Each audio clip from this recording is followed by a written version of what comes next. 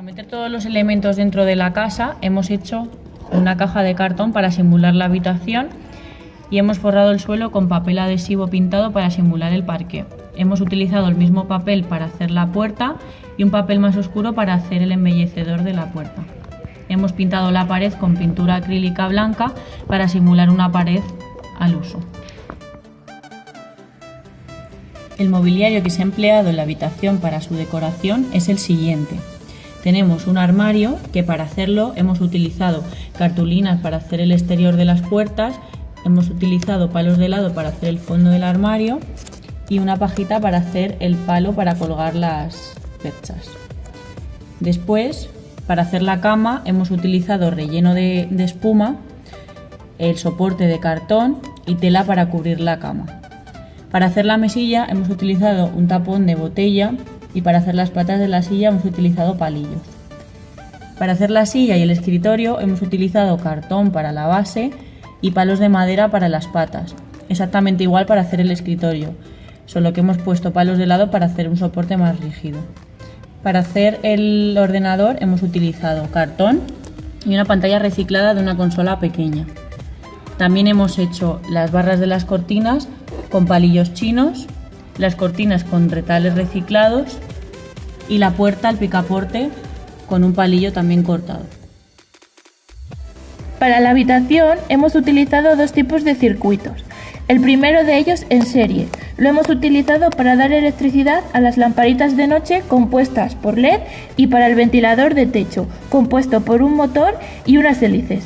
Para este circuito comenzamos colocando en serie todos los elementos y enchufándolos a la pila, pero nos dimos cuenta de que de esta manera al último elemento colocado siempre le llegaba menos electricidad. De este modo utilizamos clemas. Las clemas son conectores eléctricos especialmente diseñados para aprisionar un cable contra una pieza metálica, en nuestro caso tornillos, para que así haga contacto.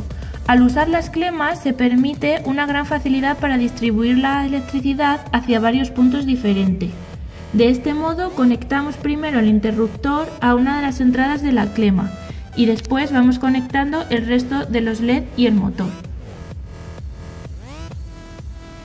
Así, el circuito sigue siendo un paralelo, pero cada elemento eléctrico recibe electricidad individualmente.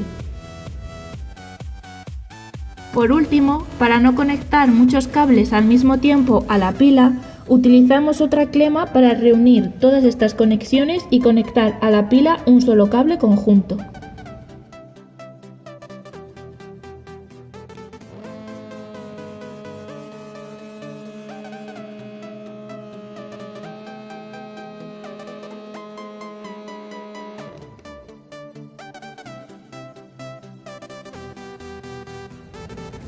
El otro tipo de circuito que hemos utilizado para la habitación es el circuito de cruce, que lo hemos utilizado para la lámpara principal de techo, que está formada por una bombilla. Este circuito sirve para poder encender y apagar la bombilla desde distintas zonas de la habitación. Para realizar este circuito, al principio tuvimos algunas dificultades, ya que los conmutadores que nos facilitó la profesora eran difíciles de encontrar los polos. Después pudimos realizarlo de una forma fácil y sencilla, mediante 3 chinchetas y un clip, realizando 2 interruptores, uno en la entrada y otro en una de las mesillas. Para que este circuito funcione, estos 2 interruptores deben estar conectados entre sí. Además, el primero de ellos estará conectado a la pila, mientras que el último estará conectado a la bombilla. De este modo, jugando con el movimiento del clip, podremos encender la bombilla dependiendo de la zona de la habitación en la que nos encontremos.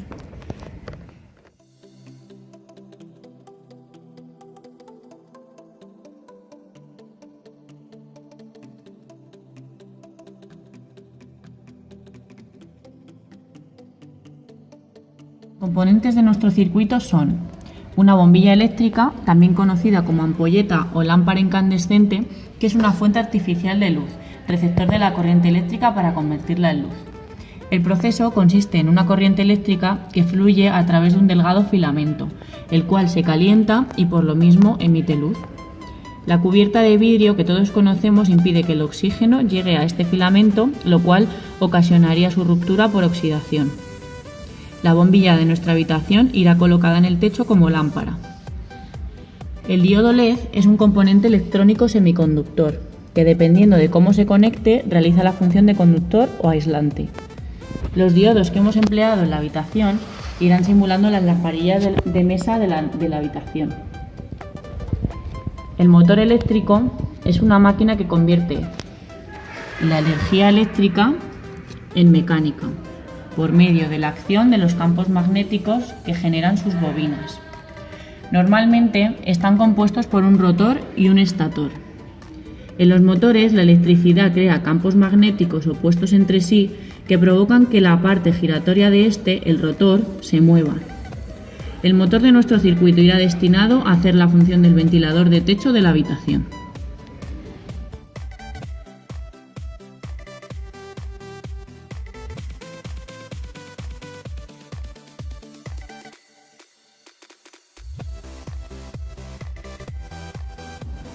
Un ventilador es una máquina de fluido, más exactamente una turbomáquina, que transmite energía para generar la presión necesaria, con lo que se mantiene un flujo continuo de aire. Los ventiladores más antiguos de los que se tiene referencia aparecen en el siglo V y eran manuales, pero el ventilador similar o precursor del que conocemos hoy como tal aparece en 1886, del estadounidense Cutts Wheeler. Era de pequeño tamaño y diseñado para ponerlo sobre una mesa. Hay infinidad de tipos de ventiladores, pero el que utilizaremos en nuestro rincón será el ventilador de techo.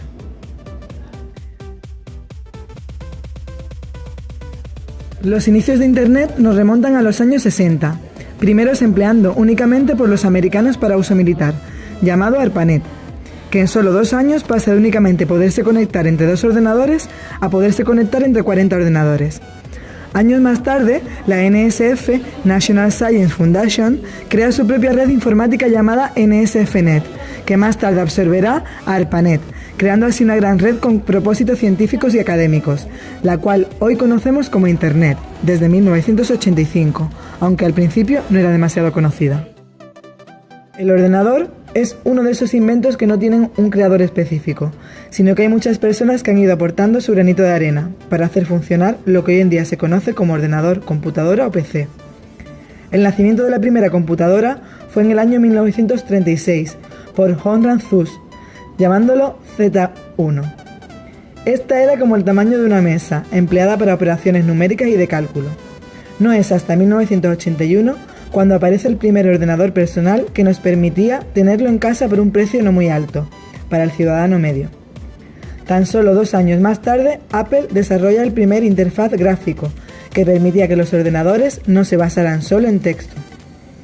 En la mayoría de todas las casas es habitual encontrar un ordenador, y casi necesario. Pueden ser de mesa o portátiles. En este caso, hemos elaborado un ordenador portátil.